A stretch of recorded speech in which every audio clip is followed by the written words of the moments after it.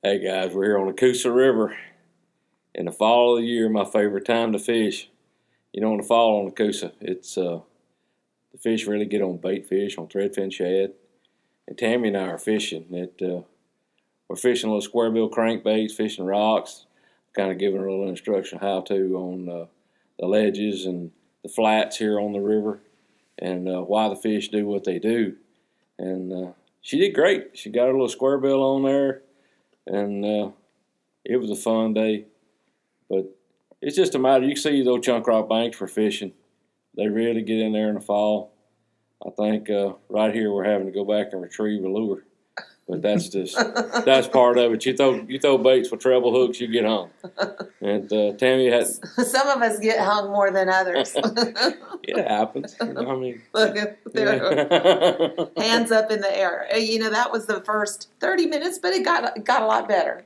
It did, and once you relax and you know just go fishing and figure out it's hard because I mean you got mechanical stuff going on here and that reel's just not a part of riding reel's not a part of you. It's just, and once you use it a little while, it becomes natural.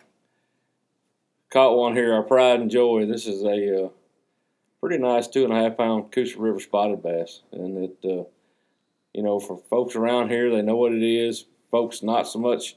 It's where I travel all over the country, and everybody wants to know is, do those Coosa River spotted bass really fight? Yeah, they really fight, and they're a special fish, and the river's blessed to have a lot of them. But it was just a continuation. Here, I think I got into my. They might not quite be here yet. I seen that footage. It kind of suckered me in, but. Right here we're fishing down the riprap banks on that border the river around the Highway 77 area, and a lot of residential stuff here. If you go north, it's more rural, not as much development, but it's a really, really pretty river. I guess we want to get right up in the banks. And how do you pick the spots? Well, on the river in the fall of the year, they've got the lake draw down about a foot, and those fish they tend to gravitate toward channel swing banks or banks that have depth right on the bank because the water's drawn down, and they also gravitate toward rock. So any of those type stuff, Neely Henry's blessed with grass, docks, rocks, anything that a bass or a crappie could like, that. They really go toward. Now here's the crappie fishing scene. One of my favorite go-tos on the river. If you run down the river and you see a wrapped up, colored up, pro looking boat and he's sitting over against a dock crappie fishing, that's probably me.